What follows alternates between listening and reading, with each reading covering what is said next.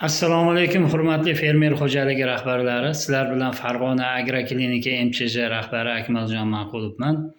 Bugun sizlarga beradigan xabarnomamiz bugun 19-aprel kuni Vodiy viloyatlari misolida keltirib o'taman sizlarga.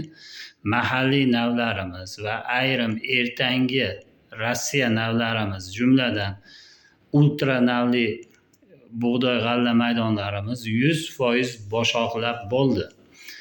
Endi qolgan Rossiya navlarimiz barchasi 100% buqoqlagan holatda turibdi. Boshoq ko'rinish elementlari boshlangan.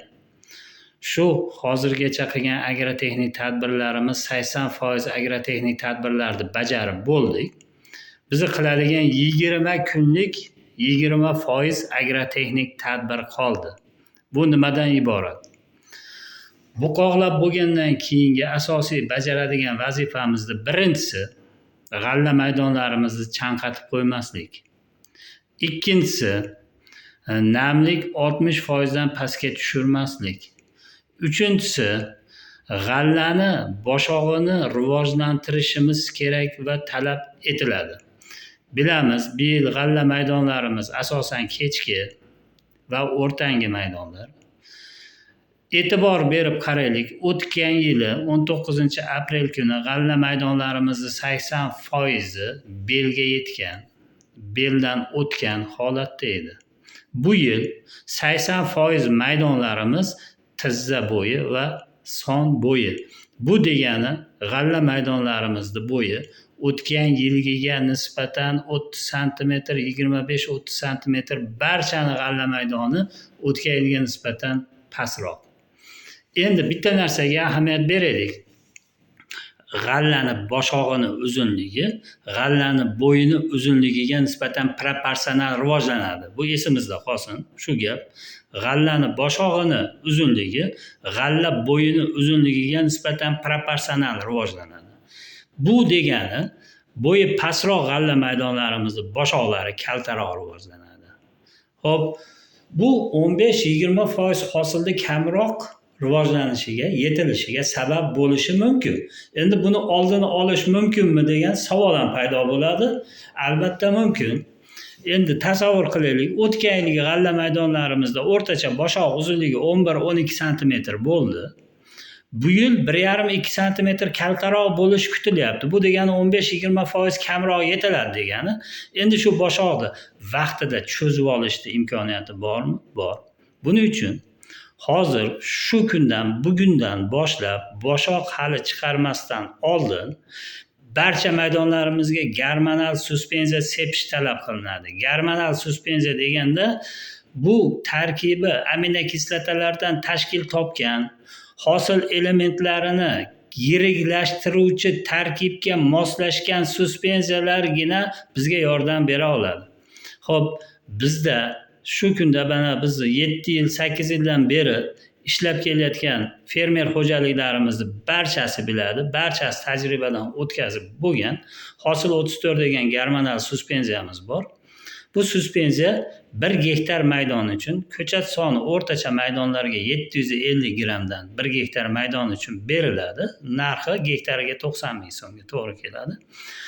Ko'chat soni yetarli, ko'chat soni o'rtachadan yuqori bo'lgan maydonlarimizga 1 gektar maydon uchun 1 litr beriladi. Bu 120 ming so'mga to'g'ri keladi. Endi buni vazifasi chiqib kelayotgan boshoqni 1-1,5 agar rivoji zo'r maydonlar bo'lsa 2 cm-gacha boshoqni cho'zib, uzaytirib, yiriklashtirib berish xususiyatiga ega. Bu degani 1 cm boshoq cho'ziladigan bo'lsa 15 sentner hosil qo'shiladi. 1,5 cm cho'ziladigan bo'lsa 20 sentnerdan ortiq hosil qo'shilish imkoniyati paydo bo'ladi. Bu arzon hamda qulay usul barcha uchun. Faqat bu boshoq chiqarib olmasdan sepib ulgishimiz kerak va talab etiladi. Endi yana bitta tavsiyam sizlarga, zanga, hasvaga qarshi ishlaganmiz. Barchamiz deyarli 70-80% da bunga qarshi ishladik. Endi bunga qarshi ishlatilgan fungisid ham, zanga qarshi, insektisid ham hasvaga, shira, trepsga qarshi ishlaganmiz.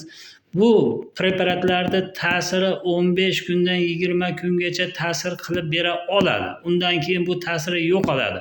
Bu boshoq paydo bo'lgandan keyingi rivojlangan zang kasalligi 40-50% hosilni nobud qiladi. Zangga sepib qo'yganman deganlar sergak tortinglar. Sepilganiga 15 kunga yetib borgan bo'lsa, takroriy zangga qarshi ishlaysizlar. Agar g'alla maydonlarimizda hasva, shira, trips, o'rgimchikana elementlari paydo bo'lgan bo'lsa, zudlik bilan yana qaytadan ishlaymiz. Bu preparatlarni shu men aytgan hosil 34 gormonal suspenziya bilan qo'shib ishlash mumkin, bemalol qo'llash mumkin. Endi ishlab oldik. O'sha 1 gektar maydonga 1 litr hosil 34 bilan gormonal suspenziya bilan ishladik. 120 ming so'mga to'g'ri keldi. 120 ming so'm pul bu bir qop bug'doyni narxi. Bir qop bug'doyni narxi bilan biz 20 qop yoki 30 qop bug'doyni shu g'alla maydonida 1 gektarga qo'shib olishimiz mumkin. Bu degani hosildorlikni 15-20% ga ko'tarib oldik degani. Endi keyingi etapga o'tamiz. Keyingi etapda bu bizning tajribamiz ko'p yillik. G'alla 100% boshoq chiqarib bo'lgandan keyin 100% g'alla boshoq chiqarib bo'lgandan keyin 30-40% gul ko'rsatadi. Shu 30-40% gul ko'rsatgan paytda shu hosil 34 suspenziyasini takroriy yana bir marta sepamiz. Buni vazifasi nima bo'ladi? Buni vazifasi shakllanib bo'lgan don elementlarini yiriklashtiradi. Aytaylik, oddiy maydonda yetishtirilgan donni 1000 donasini og'irligi gullagan paytda hosil 34 sepilgan g'alla maydondan olingan boshoqni 1000 donasini og'irligi ikkalasini o'rtasida 10-15% ga grammda farq qiladi. Bu degani yana 10%, 15% gacha ikkinchi marta ishlaganda ham hosil qo'shib olish imkoniyati bor ekan. Buning uchun 20 kun davomida 2 marta shu hosil 34 suspenziyasi bilan ishlash talab qilinadi. Har bitta ishlovda zangga qarshi, hasvaga qarshi takroriy kimyoviy vositalarni qo'shib ishlash yana talab qilinadi. Endi sepilganiga 20 kundan oshgan maydonlar uchun bu preparatlarni qo'shib ishlash talab qilinadi. Sababi boshoqlagan maydonda aniqlangan zang, aniqlangan hasva, aniqlangan shira 40-50% gacha hosil yo'qotilishiga sabab bo'lishi mumkin. Shu barchamiz esimizda qolsin. Barchamiz shu tavsiyaga agar amal qilsak, hosildorlikni 20-30 foizga oshirib olish imkoniyati bor. Endi bu videoni ko'rib bitta tagiga like bosib qo'ysalaring, podpisatsiya degan joyiga belgilab qo'ysalaring, yangi safar ham chiqqan video to'g'ridan-to'g'ri o'zingizga yetib boradi. Hamda kimda nechta fermer xo'jaligi tanishi bo'lsa, tuman Telegram kanali, MMTP Telegram kanallari bo'lsa, barchasiga jo'natib qo'ydilar.